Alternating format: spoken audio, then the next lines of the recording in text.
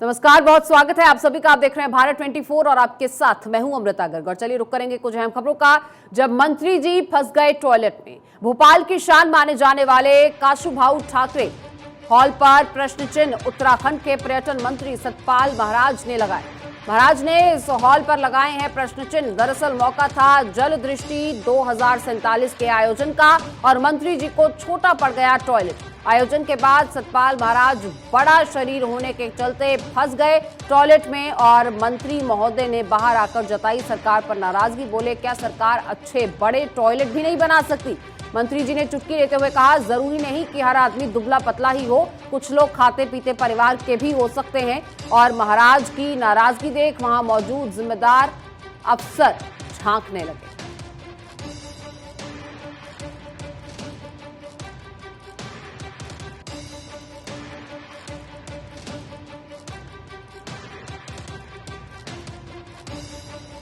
तो मंत्री महोदय ने बाहर आकर सरकार पर नाराजगी जताई। बोले, हर कोई दुबला पतला नहीं होता है, कुछ लोग खाते पीते घर के भी होते हैं। सवाल ये कि क्या सरकार अच्छे और बड़े टॉयलेट्स भी अब नहीं बना सकती है?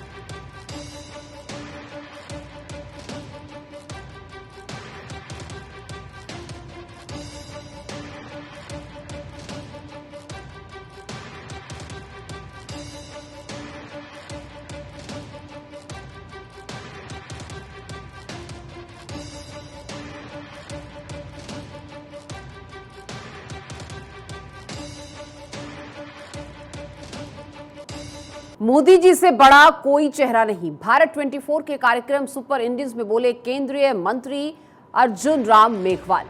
हर राज्य की परिस्थितियां अलग अलग होती हैं, हम सब समाहित हैं मोदी जी के चेहरे में। ये तय है कि मोदी जी का चेहरा सबसे बड़ा है और आगे की बातें भाजपा का संसदीय बोर्ड तय करेगा। वो सर्वमान्य होंगी। हम एकजुट हैं, इसमें कोई शक नहीं। हमारी पार्टी संगठन आधारित है, कैडर हमारा बेस है और अनुशासन हमारा प्राण है। पीएम की नीतियों में गरीब कोर सेक्टर है। पीएम आवास और शौचालय सबसे ज्यादा गरीबों के लिए बने। इनमें एससी एसटी सबसे ज्यादा हैं। जब वो लाभान्वित हो रहा है तो विपक्ष को ये पच नहीं रहा। हम 2023 का चुनाव जीतेंगे और 24 का चुनाव भी जीतेंगे।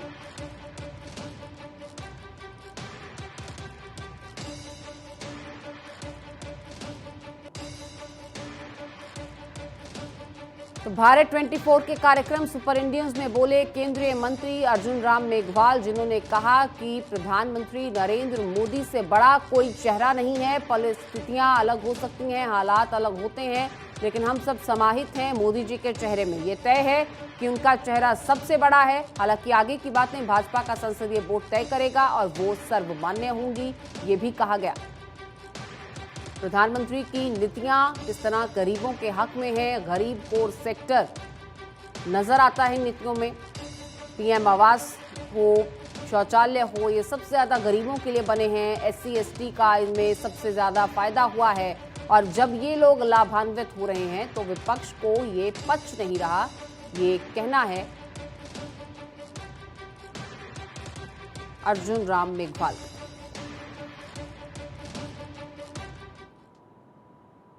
और उधर चुनाव आयोग ने ऐसे मतदाताओं को जो देश के किसी भी हिस्से में हो, नौकरी जैसे कोई कारणों की वजह से दूर हो सकते हैं, उनके लिए रिमोट वोटिंग मशीन यानी कि आरवीएम की सौगात अब निजात की है। आपको बता दें, इस आरवीएम का आयोग ने डेमो दिखाया है और डेमोन्स्ट्रेशन के लिए आयोग ने मान्यता प्राप्त 8 राष्ट्रीय दलों और 57 क्षेत्रीय दलों को बुलाया। हालांकि कांग्रेस समेत कई विपक्षी दलों ने आरवीएम सिस्टम लाने की कोशिशों का विरोध भी किया। किसी भी चुनाव में बहुत से मतदाता ऐसे होते हैं जो नौकरी समेत कई वजहों से मतदान नहीं कर पाते। ऐसे मतदाताओं की संख्या काफी होती है, लेकिन अब इन पर चुनाव आयोग का ध्यान गया है। चुनाव आयोग ने इसको लेकर ऐसा तरीका निकाला है जो अपने इलाके में चुनाव में हिस्सा ले सकेंगे।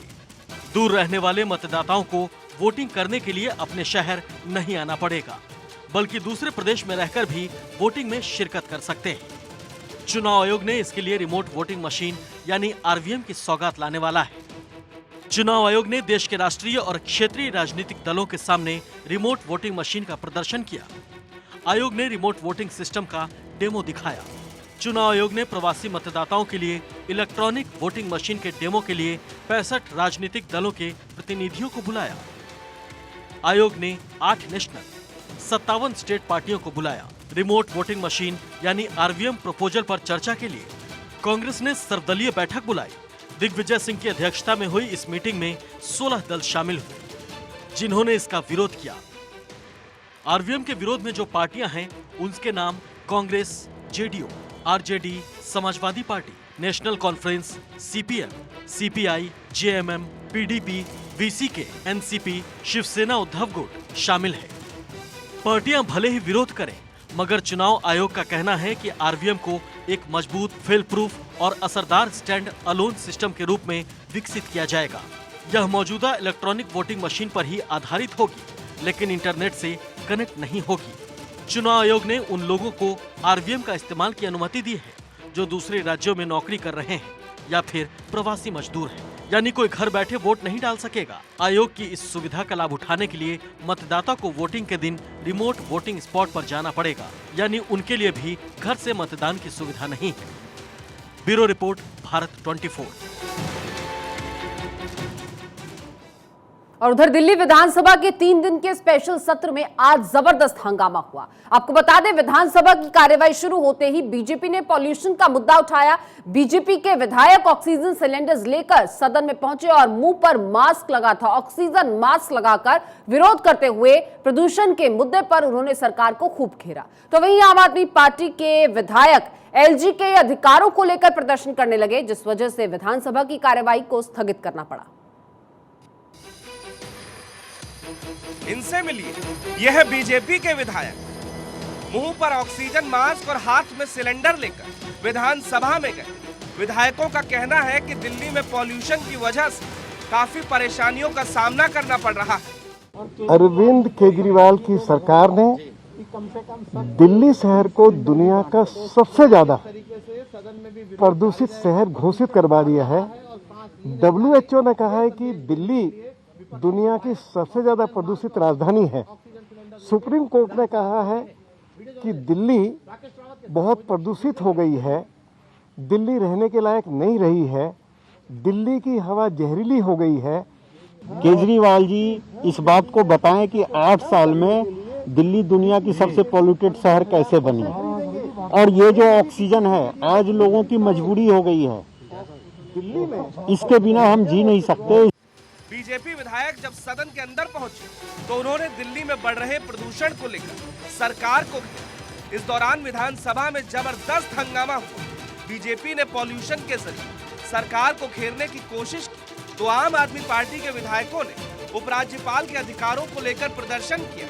सदन के अंदर ही आम आदमी पार्टी विधायकों ने नारेबाजी की, जिसके चलते सदन की कार्यवाही को मंगलवार तक स्थगित करना पड़ा। बीजेपी विधायक विजेंद्र गुप्ता ने कहा है कि प्रदूषण से दिल्ली में बुरा हाल है, मगर सरकार सोई हुई है। आप विधायक एलजी के पावर का मुद्दा उठाकर विपक्ष को घेर लिया। आज पूरी दिल्ली प्रदूषण से त्रस्त है और लोगों की सांसें अब इस सरकार के पास गिरवी रखी है। स्वास्थ्य बिगड़ रहा है। आज दिल्ली के बाहर से लोग दिल्ली में आते हुए डरते हैं। दिल्ली के का मतलब पर्याय बन गया है प्रदूषण। संवैधानिक पीठ के निर्णयों का उल्लंघन हो रहा है, एलजी साहब द्वारा उल्लंघन हो रहा है। मैं एलजी साहब को कहना चाहूंगी, आप भारतीय जनता पार्टी के प्रवक्ता नहीं हैं, आप एक संवैधानिक पद पे बैठे हुए हैं और आपकी जिम्मेदारी है संविधान का पालन करना। इसी बीच एलजी वीके सक्सेना और मुख्यमंत्री अरविंद केजरीवाल में ठन गई। टीचर के मुद्दे पर सीएम केजरीवाल सड़क पर उतरा। मुख्यमंत्री ने अपने विधायकों के साथ एलजी हाउस तक मार्च किया। उपराज्यपाल के आवास पहुंचे। सीएम केजरीवाल अपने विधायकों के साथ एलजी से मिलना चाहते थे, लेकिन कामयाब नहीं हो सके। इस पर मुख्यमंत्री ने कहा कि एलजी की तरफ से संदेश आया है कि वो सिर्फ सीएम और डिप्टी सीएम को ही मिलने के लिए बुला रहे हैं, लेकिन केजरीवाल ने बिना विधायकों के मुलाकात करने से इनकार कर दिया। सारे देश में थू-थू हो रही है कि ऐसे कैसे रोक सकते हैं, टीचर्स की ट्रेनिंग तो होनी चाहिए। बेस्ट ट्रेनिंग होनी चाहिए टीचर्स की, क्यों नहीं होनी चाहिए बताओ? सबके बच्चों को अच्छी शिक्षा मिलनी चाहिए या केवल अमीरों के बच्चों को अच्छी शिक्षा मिलनी चाहिए? सारे मुख्यमंत्री, मंत्री, विधायक सब आ गए और एलजी साहब कहते हैं मैं नहीं मिलूंगा, तो फिर जनता देखेगी फिर। दिल्ली में हंगामा कोई नई बात तो नहीं, आए दिन यहाँ पर केवल और केवल हंगामा होता दिख रहा है। कुछ दिन पहले मेयर चुनाव को लेकर चुने हुए पार्षद सिविक सेंटर में पहुंचे तो उस दिन जबरदस्त हंगामा देखने को मिला। आलम यह था कि हाथापाई तक हो गई। विधानसभा में भी हालात कुछ उसी तरह से थे। हाथापाई की नौबत तो नहीं आई, मगर हमारे माननीय काम कम और हंगामा करने में ज्यादा भरोसा रखते हैं।